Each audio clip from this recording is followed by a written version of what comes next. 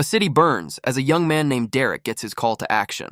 His ally, Sylvie, lays out the high-stakes rescue mission. Derek casually dismisses her warnings with a drink. He leaps from the building, ready for another day at the office. He lands with a smirk, reminding her he's the hero here. Power surges through him as he prepares for a simple in-and-out job. Sylvie, however, is not impressed by his charming arrogance. With a surge of purple energy, she tears open a gateway.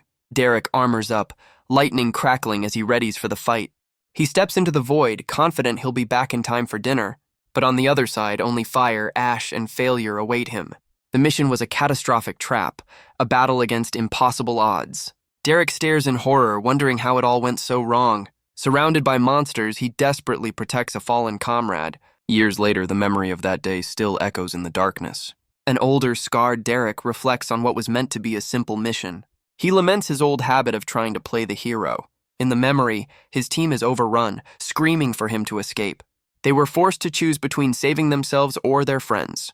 He truly believed he was strong enough to save them all. Young Derek carves a path, determined to rescue one last person. His older self can only look back on that foolish hope with regret.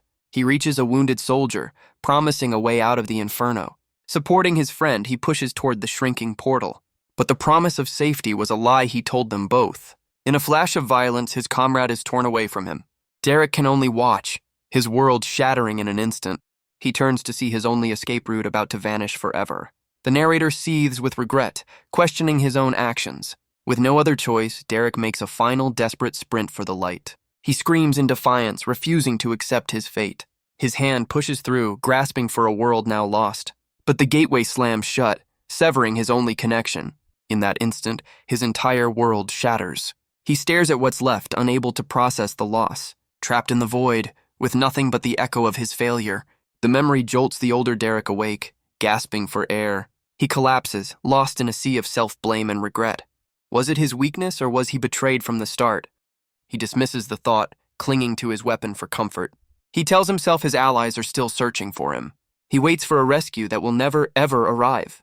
Even the marks he carves into this prison fade away. Turns out endless solitude is great for a training montage. He hones his skills, his weapon an extension of his will. Meditating, practicing, training, anything to keep from breaking. All driven by the faint hope of one day seeing the sun again. But then, after an eternity, something finally changes. A strange alert pierces the silence of his exile. A system error flashes before his eyes. The host is moving out of range, it warns him. He panics, realizing his powers are tied to this system. The connection is failing. His only lifeline is being cut. And just like that, the system connection is lost. He begs, pleading not to lose the one thing he has left. He rages against his prison, but the void is unbreakable. His own vitality now turns against him in constant agony. The cracks in his sanity grow wider with each passing moment, but the prison around him remains perfectly whole. Finally, after ages of struggle, he simply gives up.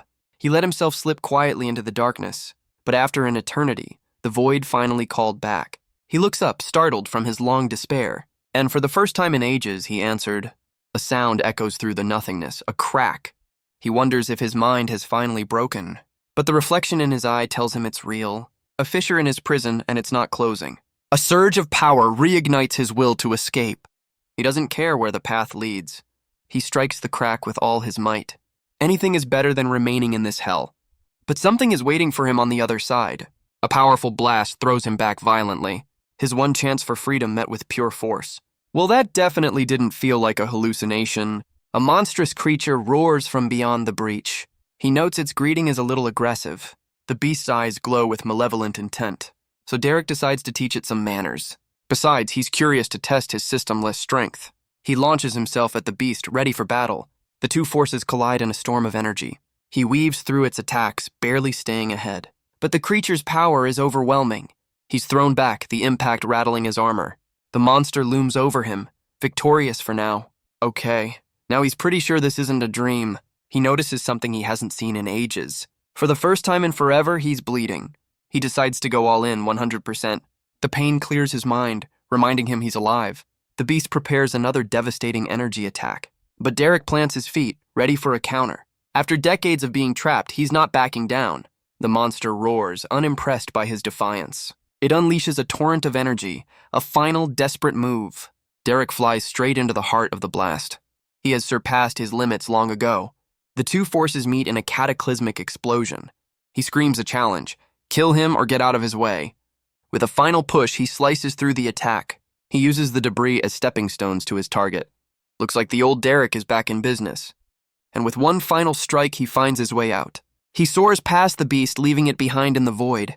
He laughs, finally seeing the sun once more. After an eternity of darkness, he is finally free.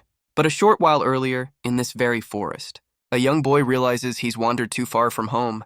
His panic leads to a misstep, and he tumbles down a cliff. He lands hard, bruised, and terrified. He finds himself trapped at the bottom of the ravine. And of course, he's not alone down there. The boy can only scream as the beast closes in. He scrambles backward, his foot slipping on the loose rock. The creature lunges, its claws ready to strike. He falls into the water, crying out for help. He surfaces, gasping, somehow still alive. Then he looks up and sees a strange light in the sky. A column of light and energy crashes into the water below, and from the spray emerges Derek, landing before the terrified child. The boy can't believe his luck has gotten this much worse. He just escaped a wolf only to run into an armored demon. But a strange alert appears before Derek's eyes. An invading system has been detected, and he has no idea what it means. Suddenly, a massive purple vortex tears open the sky above. Derek is caught in its pull, dragged upward against his will. The boy can only watch in stunned silence. A powerful beam of energy erupts from the portal. His grand escape ends with him knocked unconscious on the ground. Nearby, the wounded beast shakes itself off, ready for round two. Its glowing eyes lock onto the helpless figure. The creature slowly approaches its unmoving prey. Derek's mind drifts back to the endless void. He remembers being trapped, stripped of everything he was. His very being was stretched thin, broken into fragments. He questions if his old life was even real. Was his system, his home, all just a dream? Or was this shattered existence all he had ever known? He's jolted back to reality by the beast dragging him away. He groans, asking for 5 more minutes to sleep it off. The creature pauses, confused by its victim's lack of fear. Derek just laughs, complaining that its grip tickles. The beast roars, its patience finally worn thin. But in that instant, something in Derek's eyes snaps. With a surge of strength, he grabs the monster by its jaw. He effortlessly tosses it aside, stunning the watching boy. Derek looks around, dazed and utterly lost. Then he smiles, calling the terrifying beast a puppy. He takes in his new surroundings, a forest of wither and rot, a place where life gives way to decay. Yet, to his broken mind, it's all strangely beautiful. He casually tells his monstrous companion to quiet down. It sinks in that this strange new world is very real. He's even more shocked to find his system interface is back. But it's been completely wiped, resetting him to level 0. With his stats intact, he hopes his skills are still there. He tries to summon a familiar wave of energy, but the attack fizzles out into nothing. Apparently, spamming the skill button doesn't help either. Instead, each attempt sends a jolt of pain through his head. He recalls the error message, invading system detected. He wonders if his old system somehow merged with a new one. Lost in thought, he tries to piece together how he even got here. But the snap of a twig breaks his concentration. He and his new friend turn toward the sound. It's the boy from before, now begging for his life. Derek is utterly confused by the kid's terror. The boy tearfully asks if he's not a man-eating demon. Derek strikes a pose, asking what part of him screams demon. His monstrous companion, however, seems eager to prove the boy right. Derek quickly scolds the beast for its poor manners. He introduces himself, and the boy hesitantly gives his name, Thomas. Derek asks about the boy's level, still calling him Tommy. He learns that in this world, the system only unlocks at age 13. To activate it, one must first kill a creature. A sudden cold realization dawns on both Derek and the beast.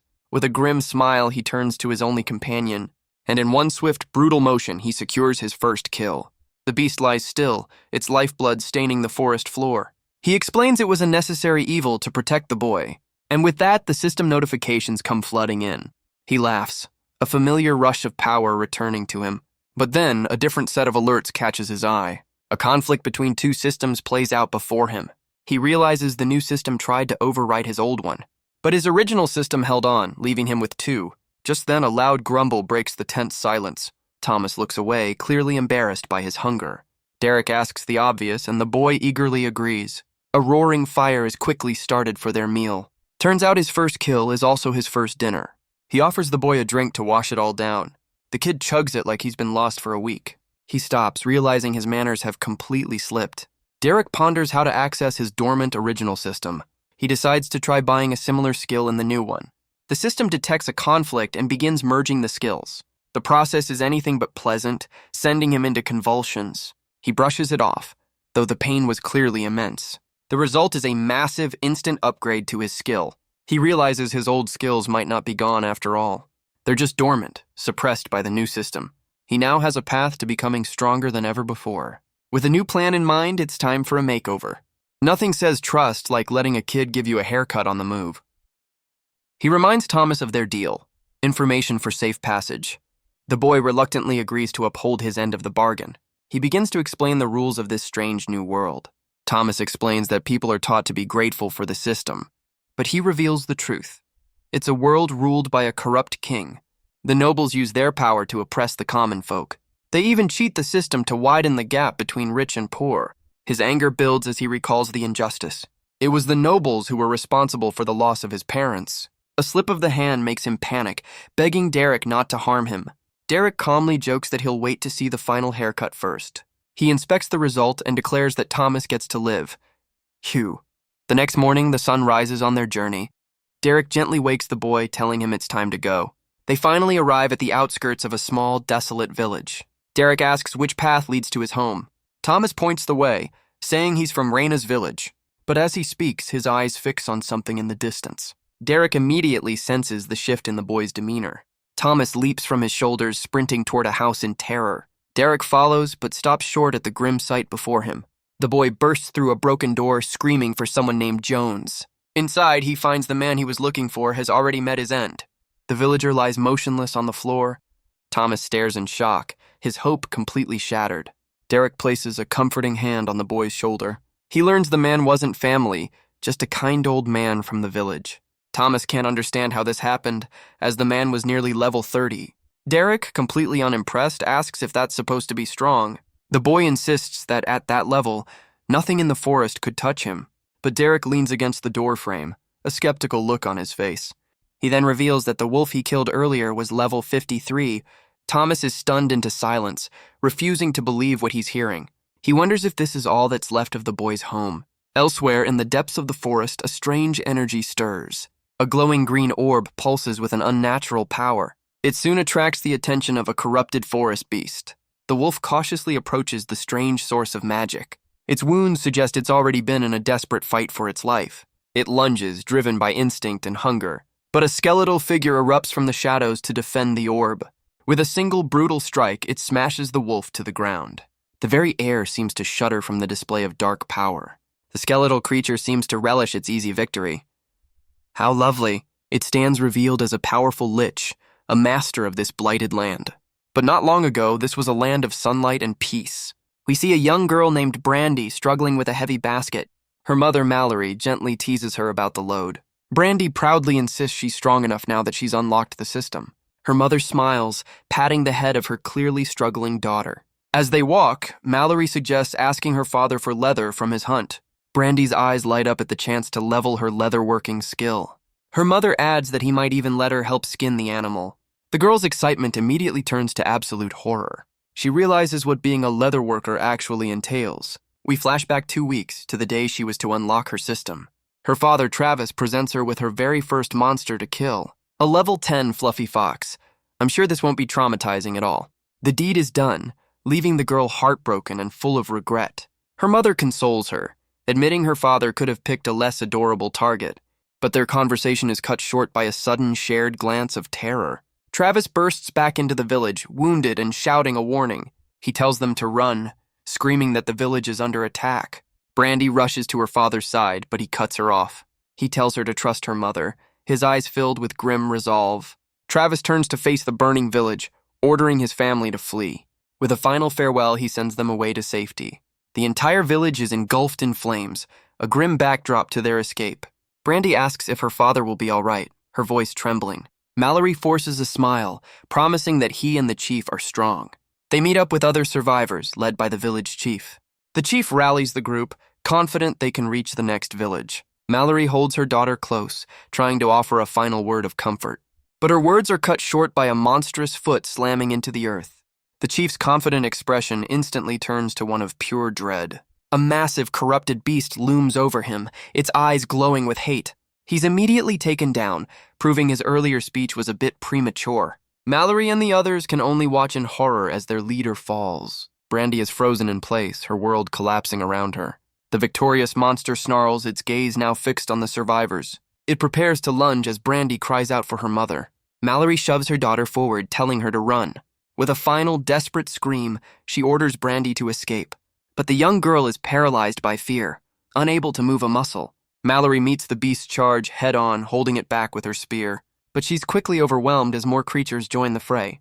Pinned to the ground, her only thought is of her daughter's safety. She resolves to hold them off just long enough for Brandy to escape. Brandy finally breaks free, running blindly through the forest with tears in her eyes. Her desperate flight ends as she collides with an armored figure. A voice from the shadows calmly asks if they need any help. It's Derek with Thomas, who yells that of course they need help. Our hero's timing is, as always, impeccable. Brandy looks up, her face stained with tears, and begs for their aid. Brandy clings to him, desperately pleading for his help. She begs him not to let her mother die.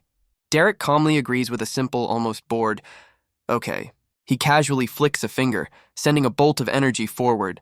The blast instantly dispatches the beast attacking Mallory. She can only stare in shock as the threat completely vanishes. He turns to the others, offering them the remaining kills for experience. Mallory screams back that they don't care about experience. With a smirk, Derek decides this is going to be fun after all. The remaining corrupted wolves lunge at him as one, but his eyes are cold, focused, and ready for the fight. He crushes one beast's paw beneath his armored boot. He effortlessly leaps over another's snapping jaws. A single energy blast takes out a third from a distance. His gauntlet glows, forming claws of pure energy. He becomes a whirlwind of motion, tearing through the pack. He moves with a speed and grace they've never seen. A final brutal strike ends the last of the creatures. He lands, surrounded by crackling blue light, the battle over. He stands over the fallen beasts, complaining it wasn't fun at all. He's unimpressed, noting how pathetically weak the wolves were. Brandy rushes to her mother, and they embrace in relief. Mallory comforts her, promising her father is strong. But she knows her husband is nothing compared to this stranger. She thanks Derek but demands to know who he is. He just says he's taking Thomas home and they can tag along. Thomas tries to remind him about their destroyed village. But Derek coldly states he only promised to escort the boy. He adds that their village is likely already gone anyway. What a great motivational speaker. A villager asks what's wrong with the forest, mentioning the Grace Falls. Derek dismisses the question with a simple, uninterested no. Thomas desperately pulls on his arm, pleading for them to go back. But Derek corrects him, stating it won't be we doing the fighting. He makes it clear that if anyone is going to help, it will be him alone. He reminds the boy of their contract, which didn't include saving strangers. He asks Thomas if he knows the secret to his survival. A dark memory flashes by as he explains he only ever relies on himself. He's learned the hard way not to go out of his way to be a hero. Every tragedy in his life came from sticking his nose where it didn't belong.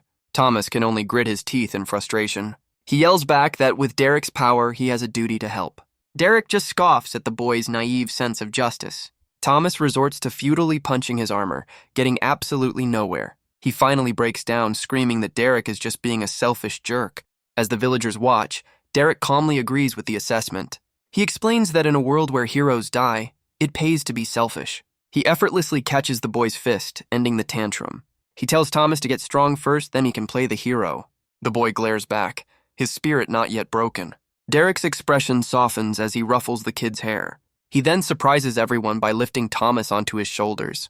The boy is stunned, asking what on earth he's doing.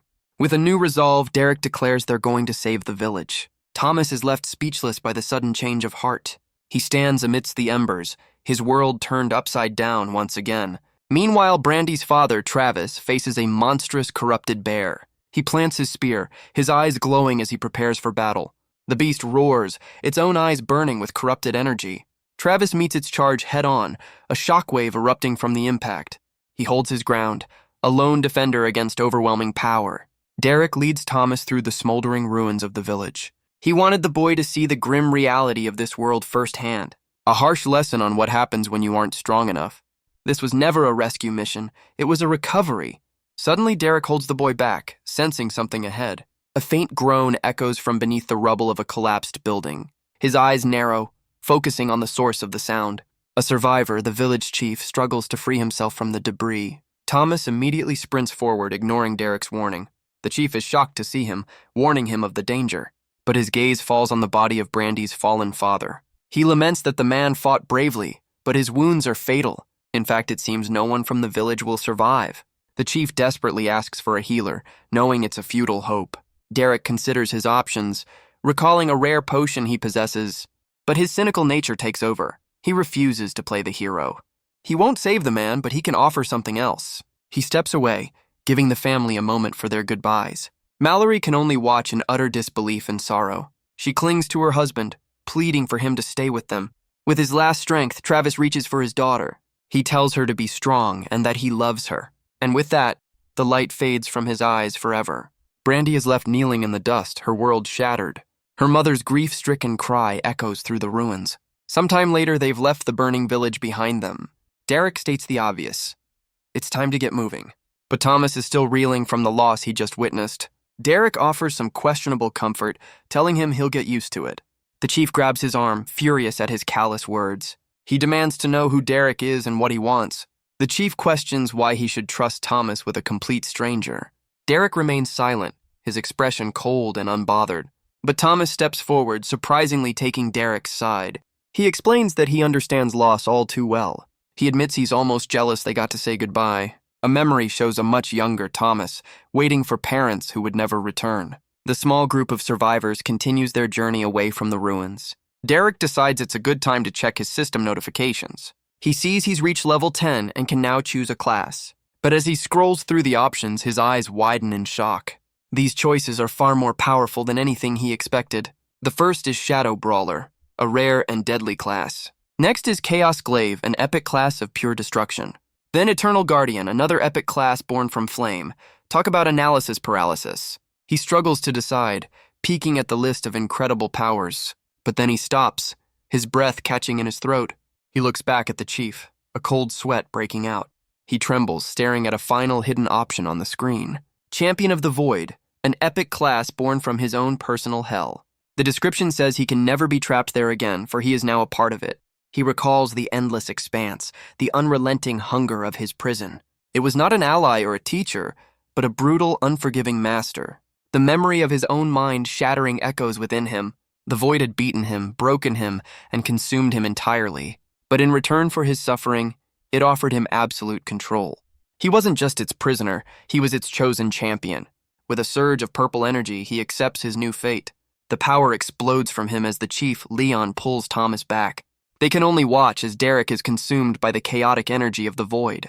He answers the void's call, embracing his new power. A pillar of purple energy erupts, tearing through the sky. Leon shields Thomas, praying for salvation from the chaos. The energy subsides, revealing a changed Derek, now its master. He marvels at the incredible power now flowing through him.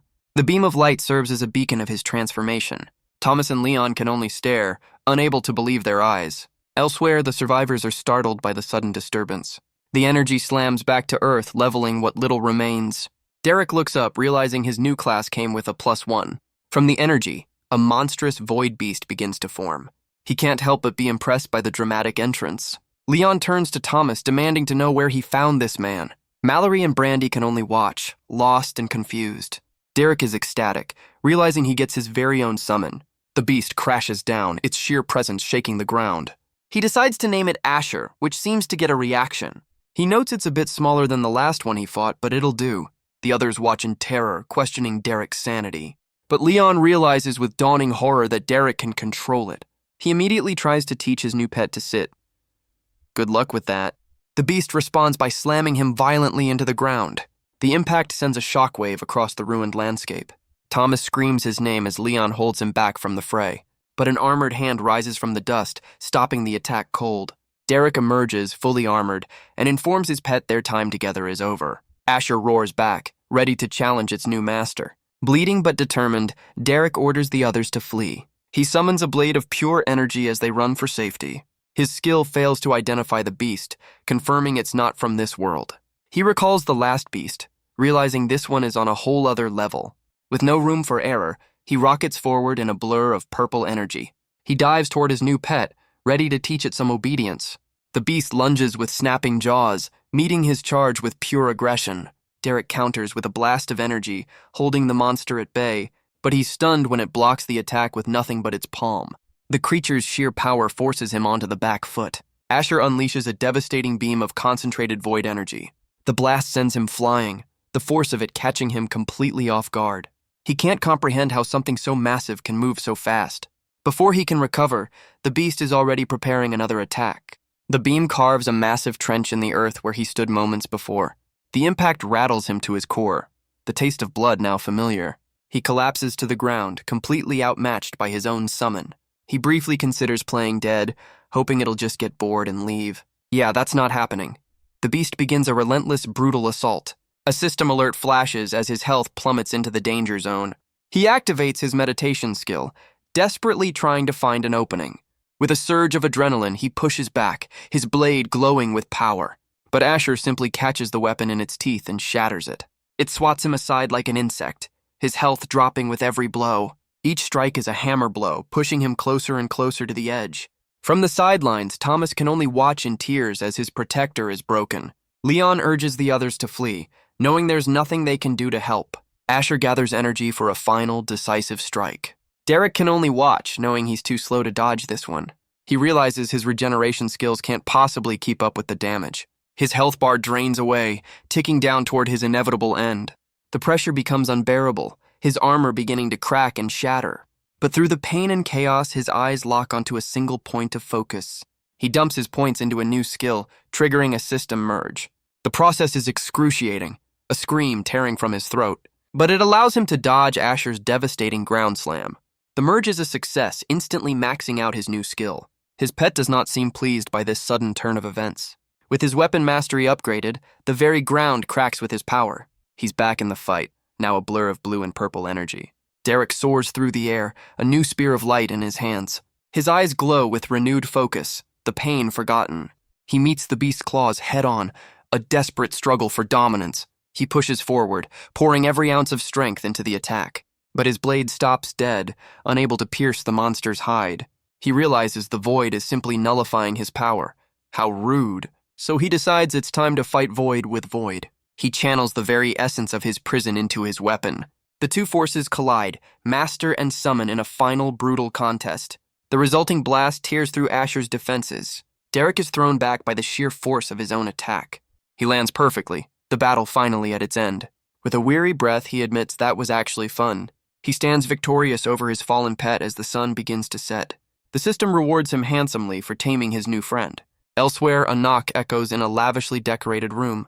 An attendant enters bearing urgent news for his mistress. A report from the Crown details a void beast's energy signature. A red-haired woman finds the news of a dimensional monster. Interesting. With a cold expression, she gives a simple order. Send a hunter. Meanwhile, the weary villagers continue their trek through the forest. A woman looks back, her eyes widening in disbelief. Leon and the children have returned, battered but alive. The survivors reunite, their relief quickly turning to questions. But Leon can't bring himself to speak the grim truth. He clenches his jaw, the weight of his failure crushing him. A single tear escapes, a silent testament to their losses. Derek steps forward, delivering the harsh reality of their situation. The remaining villagers can only stare in stunned silence. Leon stands over the fallen, blaming himself for their fate. But Thomas sprints past, his eyes fixed on a familiar face. He throws his arms around Derek, relieved his protector is alive. The boy quickly pulls back, flustered but undeniably happy. Derek then turns to Mallory and Brandy, his tone softening. He reveals he saved her husband's body for a proper burial. Mallory is stunned by this unexpected act of kindness. She offers a heartfelt thank you, a small light in her grief. He simply nods, his stoic mask firmly back in place. That night, the survivors make camp under a full moon. They're warned to stay close to the fire as the forest is not safe. Leon keeps watch, the weight of leadership heavy on his shoulders. His eyes burn with a quiet, grim determination. Nearby, Thomas finally asks the question on everyone's mind. Derek downplays the fight, claiming the beast just got bored and left. Thomas finds this hard to believe, given the terrifying legends. But the reality of the battle was far more intense. Mallory backs the boy up, noting such a feat is unheard of. Derek just shrugs it off, suggesting he got lucky with a weak summon. He vows not to use that skill again, a clear understatement of the cost. He dismisses the legends as overrated, much to the others' disbelief. The next morning, Mallory rallies the survivors to continue their journey. With the sun rising, they set off toward the next village. But a small hand tugs on his, breaking his concentration. It's Brandy, who asks if she can have some of the animals. She explains she overheard him talking about the creatures in his bracelet. Derek agrees, pulling a rabbit from his inventory with a flash of light. He hands it over, promising the larger ones later as she thanks him. He asks why she wants them, and she clutches the offering with a sad look. A memory flashes by of her father, teaching her about the forest. She tearfully explains she chose leatherworking to make armor for the village. The memory of her father's proud, smiling face lingers. She wants to ensure no one else ever gets hurt again. Derek's resolve softens, and he tells her she can have them all. Elsewhere, a pompous guard taps his fingers, bored and annoyed. He complains about being stuck in this town without even a scented bath. The horror. He looks down at the survivors, refusing them entry without proper papers. Mallory, enraged, tells him to go find someone named Raina. The guard just smirks, enjoying the power trip a little too much. A villager turns to Leon, begging their former chief to intervene. But Leon is broken, questioning if he can even call himself a chief anymore. Brandy steps forward, pleading with the guard that they have lost everything. He smugly denies them entry, citing something called the Gracefall Decree. But Derek steps forward, his eyes glowing with a dangerous light. He asks who, exactly, would enforce that decree if he decided to break it. Mallory watches in alarm, realizing Derek is about to cross a line. The guard welcomes the challenge, eager for a fight to break his boredom. But Mallory grabs Derek's arm, warning him that killing a noble will only bring more trouble. The guard scoffs, disappointed that common sense has ruined his fun. The gates begin to close, shutting them out for good. But a new voice from inside demands to know what's happening. Two figures emerge. A noble named Wallace Gracefall and the village chief, Raina. Raina recognizes Mallory, asking why they're here after reports of smoke. Learning their village is gone, she offers her sincere condolences and welcomes them in. Raina puts the noble in his place, declaring the survivors are now under her protection. With a word of thanks, Mallory leads her people into their new temporary home. But Raina offers a quiet warning. The monsters in this town wear armor, not fur. She glances back at Leon, whose spirit seems to have been left in the ashes of his village. Wallace, the noble, is furious that his authority has been so openly challenged. Raina calmly tells him to finish his business and get out of her village. He threatens to crush them all, trying to intimidate her by mentioning her father. But the mention of family seems to be a sore spot for him too, as he quickly backs down. Derek watches them go, his contract with Thomas now officially complete. He tells himself he's only staying to gather information. "Sure you are, buddy," Raina calls out, offering him sanctuary within the village walls. Caught off guard by the kindness, Derek agrees to stay a while longer. But as he steps forward, a wave of unseen power washes over Raina. She breaks into a cold sweat, wondering what kind of aura this stranger possesses. Elsewhere, an elderly couple waits anxiously for Raina's return. The woman, Delilah, paces the floor, her patience worn thin. She snaps at her husband, unable to rest while her grandson, Thomas, is missing. The sound of the door opening finally breaks the tense silence. Delilah turns, demanding to know what could have possibly taken so long. But her words die in her throat as she sees who has returned with Raina. Thomas sprints into the room, his voice filled with pure joy. His grandmother rushes to meet him, her own tears finally falling. The boy closes his eyes, safe in her arms at last. The family is finally reunited, a small moment of peace in the chaos. Raina smiles, asking if this was important enough to wait for. Derek and Thomas share a quiet, knowing look, their journey together at an end. As the family catches up, Derek watches on, a silent observer. Soon, the leaders gather to discuss the grim reality of their situation. Raina turns to Derek, acknowledging that he is the reason anyone survived. She bows her head, offering him the village's eternal gratitude. Thomas is finally reunited with his grandparents, enjoying a rare moment of peace. Derek brushes off the gratitude, telling them to drop the formalities. But Raina insists, stating it is a chief's duty to protect her people. Her tone shifts, her expression hardening as she gets down to business. She makes it clear that if he's expecting payment, they have nothing to offer. The village's resources are already stretched to their absolute limit. Especially with parasites like the noble Wallace draining what little they have. Derek just smirks, questioning if she really thinks he's here for money. He explains that Thomas already paid him back by helping him first. He then shifts the focus to the real issue, the corrupted forest. Raina leans in, demanding to know what he's learned about the threat. Derek reveals he has a theory, based on his own world's system. He tells them they're likely dealing with a dungeon break. He begins to explain the nature of dungeons, the lifeblood of the system. They are sources of immense power, treasure, and incredible danger. Each one is a self-contained world, a trial for those brave enough to enter. But when a dungeon is left unchecked or the system itself falters, it can rupture, unleashing chaos and monsters upon the world. Its corrupting energy seeps into the land, twisting everything it touches. This is the source of the blight that destroyed their home. Raina is skeptical, but Derek points out that new dungeons can appear. The old man Richard agrees, noting a remote dungeon could go undiscovered. The realization dawns on him. It's the only theory that fits the facts. Raina turns to him for confirmation, and he admits it's their only lead. She then asks Derek where he's from, hoping for more clues. He dodges the question, stating that now they know the problem, they must solve it.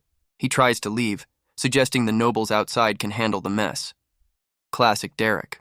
But Raina calls out, stopping him in his tracks. She admits they have nothing to offer him in return for his strength. But with a look of desperation, she asks for his help one more time. Derek lets out a long, weary sigh. He turns to leave, flatly refusing her plea. Thomas can only look on, his hope fading. But Derek calls out to the boy, telling him to follow. He says he needs to find Brandy to give her the rest of the pelts. And with that, the two of them are gone. Richard admits that Derek has a point about his priorities, but Raina wishes he wasn't so brutally honest about it. She turns to Leon, asking for his assessment of the stranger. She needs to know if this man is an ally or a threat. Leon considers the question, his expression grim. He admits he can't figure Derek out at all. Raina leans in, sensing there's something more. He adds the small detail that the man can summon the void. You know, casually. Meanwhile, Derek and Thomas walk through the village streets. He asks the boy where they might find the young leather worker. A sudden shout from a nearby alley catches their attention. They find Brandy struggling with a noblewoman over a large pelt. The woman easily rips it from her grasp with a smug smile. She taunts the fallen girl, daring her to retaliate. It seems bullying children is a popular pastime for the local elite, but her victory lap is cut short as she bumps into Derek.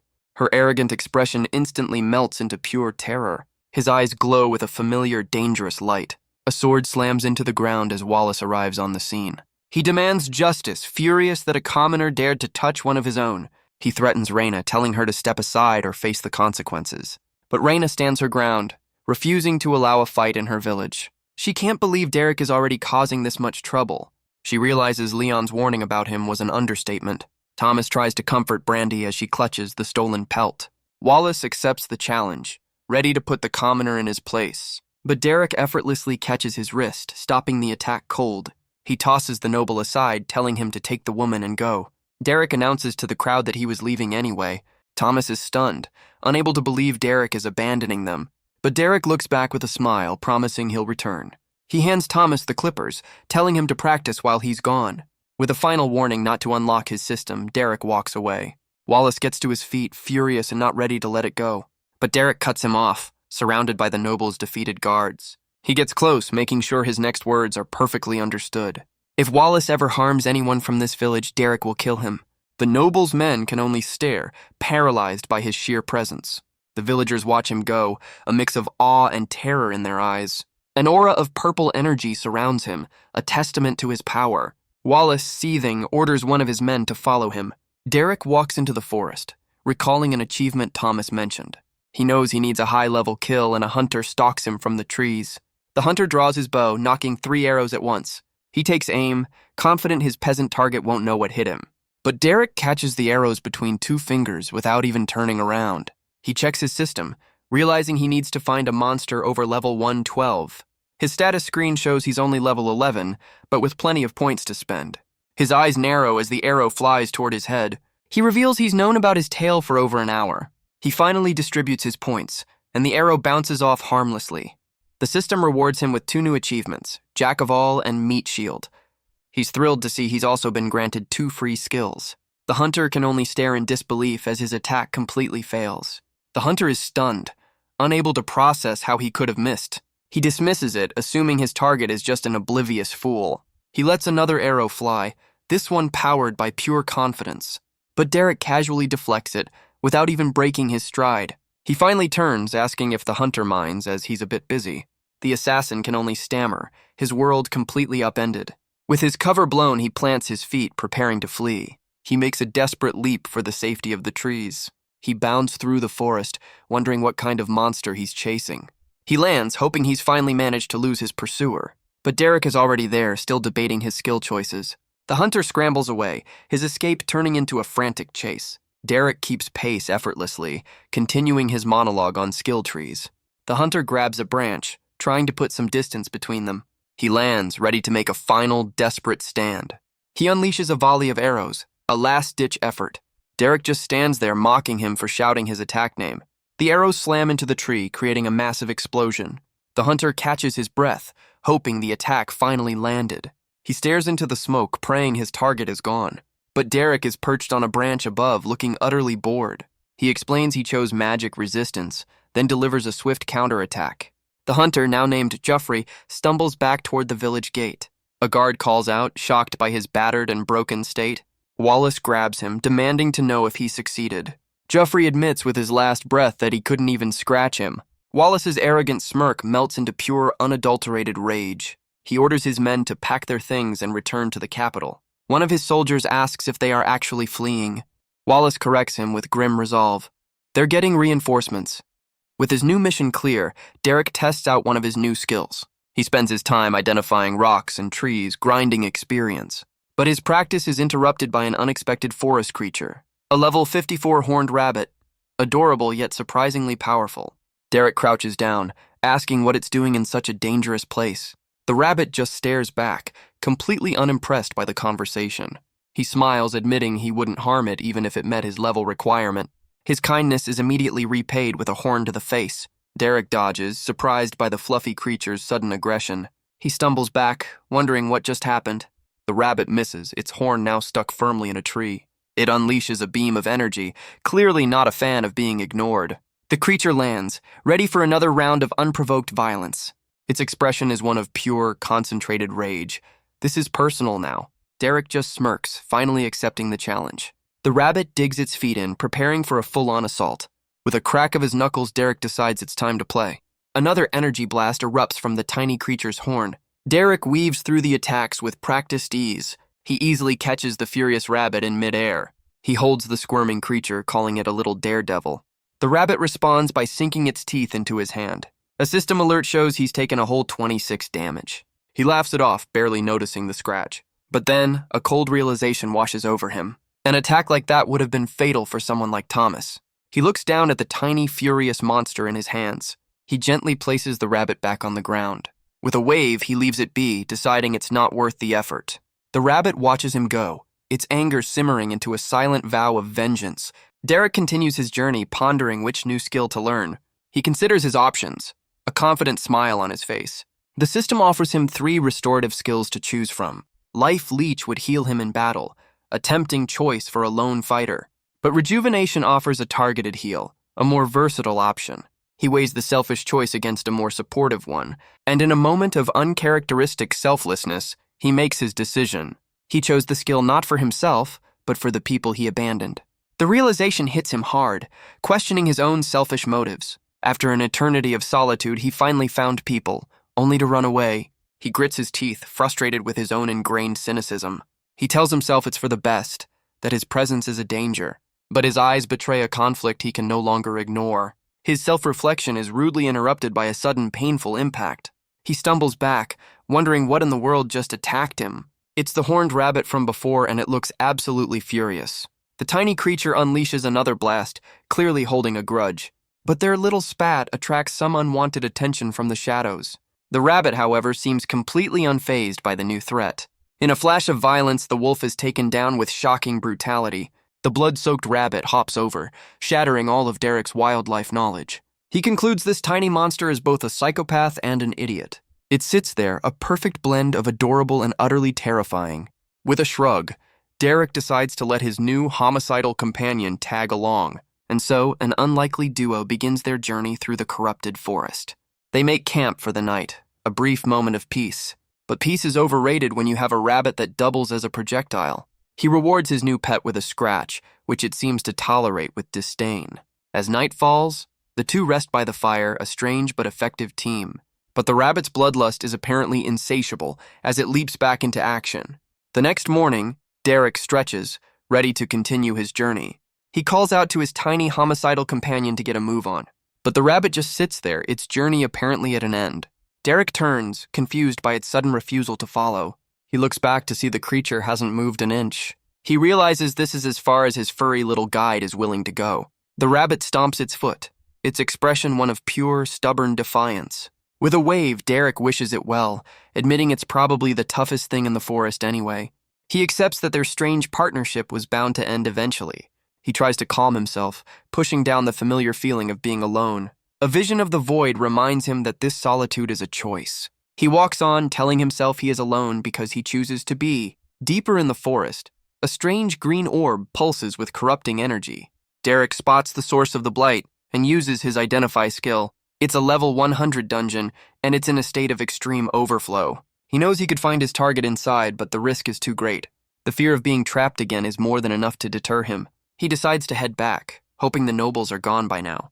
Calling the whole trip a waste, he turns to leave, but a monstrous ghoul erupts from the ground, blocking his path. Derek just smirks, offering a casual greeting to the undead horror. He identifies it as a level 115 acidic ghoul, exactly what he needed. He's been holding in his frustration for far too long. The beast roars, its own aggression matching his, and now he finally has something to take it all out on. The ghoul lunges forward, a blur of green and black energy. Derek meets its charge, his spear glowing with power. With a single powerful strike, he severs the creature's arm. He taunts the beast, unimpressed by its opening move. But his words are cut short as the arm regenerates in an instant. The ghoul's acidic spray melts through his clothes and cloak. It follows up with a massive, sweeping strike of its own. Derek barely manages to shield himself with what's left of his gear. He dodges and weaves, now forced onto the back foot. He slides back, admitting the creature is tougher than he thought. But his expression hardens with a cold, familiar resolve. He summons his armor, deciding it's time to stop holding back. With a surge of power, he leaps in for a devastating counterattack. He moves like a blur, parrying the monster's furious strikes.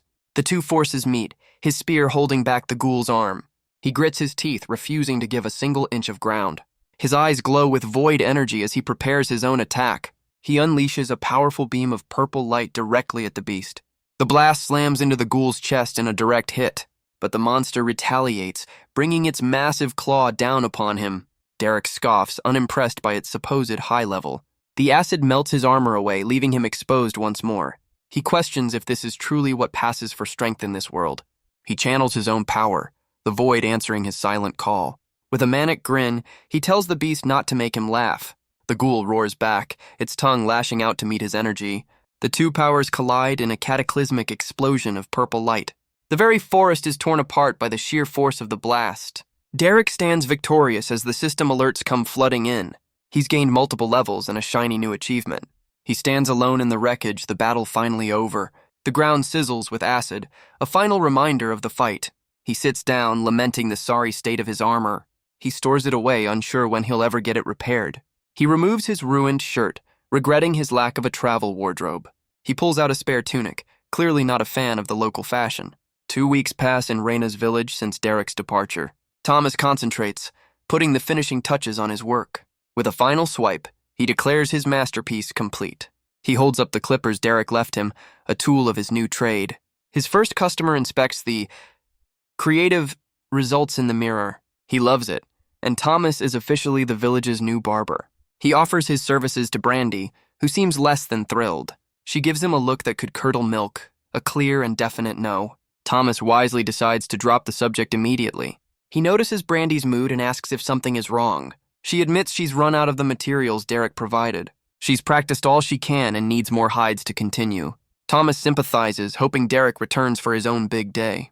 Brandy recalls his grandfather's attempt to help him unlock his system, but Thomas explains he's waiting for Derek just like he promised. He has faith his friend will find him the perfect first kill. Elsewhere, a cloaked figure arrives at the ruins of Leon's village. They step into the desolate remains of the settlement. A hand touches the ground, sensing the lingering void energy. The hunter confirms a void beast was here, just as the report said, but they also sense a second unfamiliar power signature. The trail of energy is faint but still traceable. It leads directly toward Raina's village, and the hunt begins. Meanwhile, Derek makes his way back from the dungeon's entrance. He knows clearing that place will be a monumental task, but he stops short, a look of surprise on his face. A familiar furry face is waiting for him on the path. The horned rabbit thumps its foot, its expression unchangingly furious.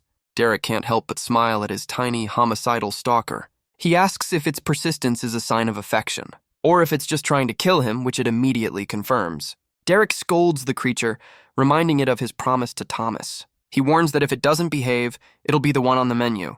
The tiny monster finally seems to understand the gravity of the situation. He lays down the law. It can tag along, but it's not welcome in the village. The rabbit's demonic glare suggests it doesn't take orders well. Derek lets out a sigh, clearly regretting this entire interaction. He sets it down, deciding to just get on with it. With a simple command, he leads his new homicidal shadow onward. He decides it's time to give his new companion a proper name. The creature seems surprisingly pleased by the idea. He cycles through a few generic names while they rest, but none of them seem to fit its unique personality. A personality that involves taking down monsters 5 levels above it. He tries a few more creative options, but nothing sticks. Then, in a flash of inspiration, he finds the perfect name. He kneels down, ready to make it official. He names it Sylvie, a ghost from a life he can barely remember.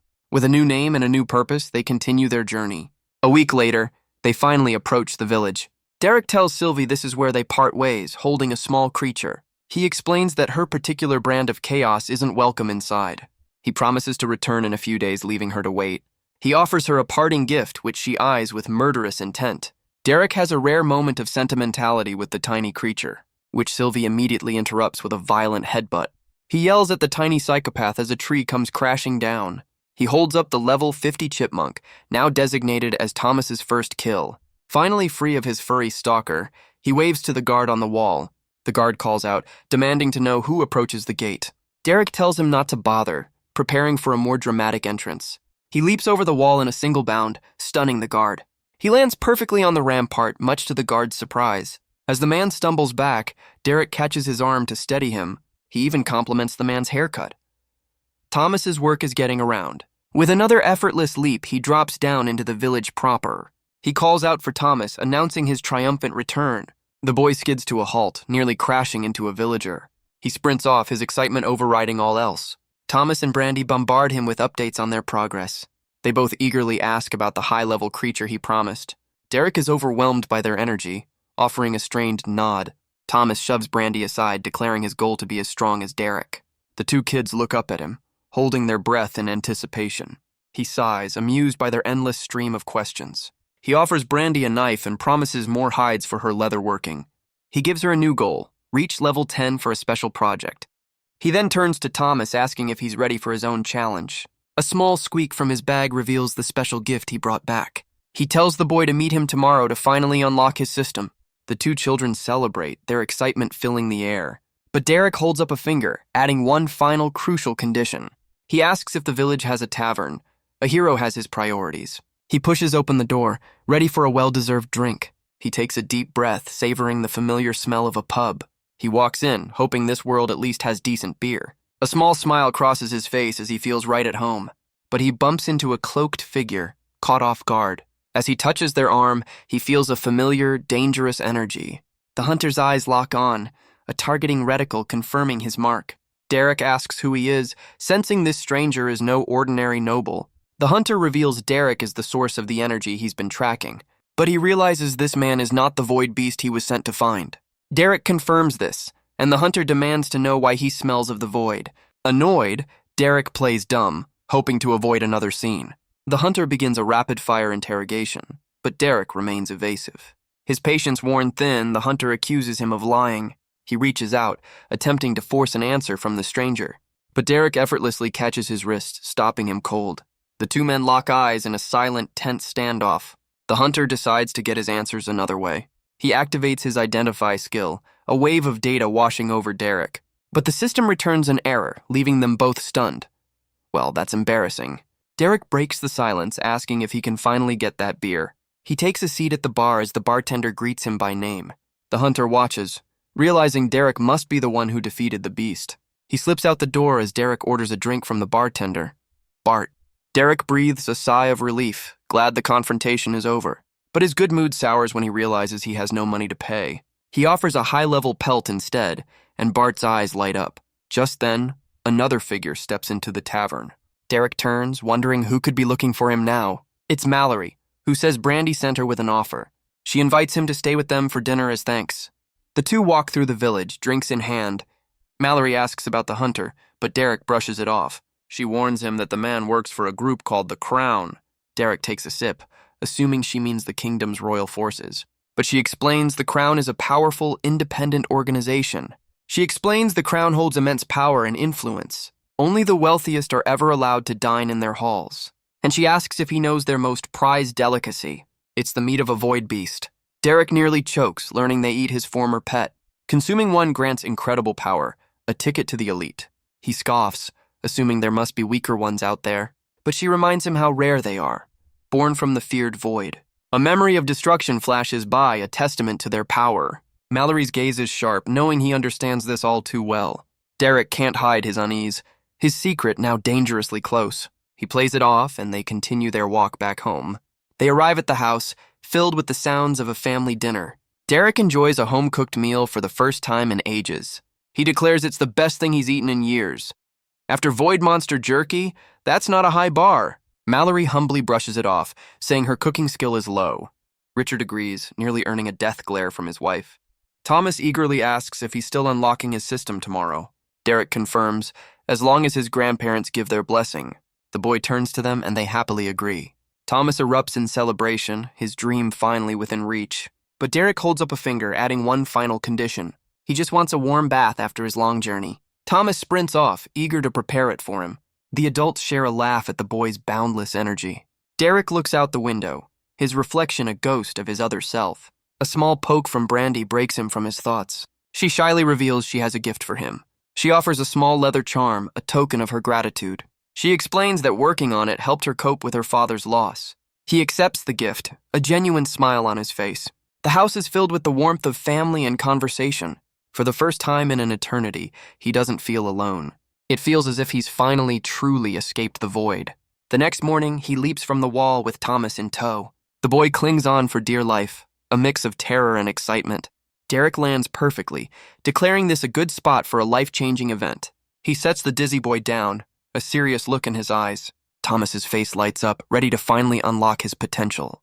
Derek hands him a finely crafted dagger, a tool for his first trial. He reaches into his bag, ready to reveal the boy's first target. With a smirk, he gives a simple, chilling order. Kill it. Thomas grips the blade, his resolve hardening for the task ahead. A pillar of light erupts as the system officially welcomes its newest user. Derek casually takes back the blade, asking how it feels to level up. The boy is stunned, having just killed a monster over level 50. Derek reveals the dagger is a masterpiece, capable of the impossible. But before they go any further, he has one important question. He knows Thomas wants to leave to grow stronger than this village allows. He admits his own solitude is getting old and asks Thomas to join him. The boy can only stare, unable to believe the offer is real. His mind races with the possibilities of a grand adventure. He tries to play it cool, but his excitement is impossible to hide. Derek smiles but lays down the first of his conditions. Thomas swears to protect his secrets, perhaps a little too dramatically. The second rule, he must learn to rely on himself, not even on Derek. And the third most important rule, absolute, unquestioning obedience. Thomas hesitates, the weight of that final promise sinking in. Derek reassures him he's not evil, just not exactly a good guy either. With his spirit reignited, Thomas accepts, ready for the journey ahead. With a firm handshake, Derek welcomes his new apprentice to the team. Their first training session begins with a simple question about skill points. Derek informs him he's about to lose most of them, so much for creative freedom. Thomas reluctantly follows orders, choosing his first 2 skills. Derek explains these boring skills are the key to survival, but Thomas can't help but feel underwhelmed by his new powers. Derek offers him one last point for something a bit more exciting. The boy wants to be a stealthy warrior, and Derek has the perfect skill in mind. With a single touch, Thomas locks in his choice. Derek then instructs him to dump all his stats into defense. The boy's hope for a piggyback ride is about to be shattered. Derek takes off in a flash, leaving Thomas in the dust. He declares it a race, and the boy's training has officially begun. Back at the house, Thomas collapses, completely exhausted from the run. Meanwhile, the village leaders discuss their grim situation. Raina knows that sending the wrong team would be a death sentence. Derek listens, his expression hardening with grim understanding. She reveals her plan, but he questions if it's nearly enough. He then reveals the dungeon he found is a staggering level 100. The news sends a wave of shock and disbelief through the room. Leon realizes their silver-ranked adventurers would be walking to their doom. They'll need gold-ranked heroes, and Derek asks for a map of the area. Thomas, ever the eager apprentice, sprints to retrieve it. Raina lays out the map, explaining the known dungeon locations. A close-up reveals the details of a much weaker level 25 dungeon. Derek points to the forest, pinpointing the source of the corruption. He asks for permission to add his findings to their map. He marks the new threat, then asks to make a copy for himself. As he hands the copy over, he asks Raina a pointed question. He calls her out on her low level, and she explains it's due to her rare class. She explains her duties as chief leave no time for leveling up. Besides, their village's weapons are no match for stronger creatures. A close-up reveals a chipped and worn blade, a relic of past battles. But Derek tosses her a new sword, catching her completely off guard. He invites her to train with him and Thomas, much to the boy's surprise. If she agrees, the blade is hers to keep. A pretty sweet deal. She inspects the weapon, stunned by its incredible quality. With a nod of grim determination, she accepts his offer. Derek heads off, announcing he's going to see his new best friend, the bartender. Elsewhere, Wallace begs his father for reinforcements. But his father is unimpressed, questioning his son's petty crusade. He brings up the village's request for adventurers to solve a problem Wallace failed to handle. He refuses to be embarrassed again, ordering his son to fix his own mess. Wallace tries to argue, but his protest is cut short. With a single word, his father dismisses him from the room. Wallace can only grit his teeth, his pride completely shattered. He turns to leave, his humiliation burning with every step. But he stops, vowing that he will, in fact, deal with them.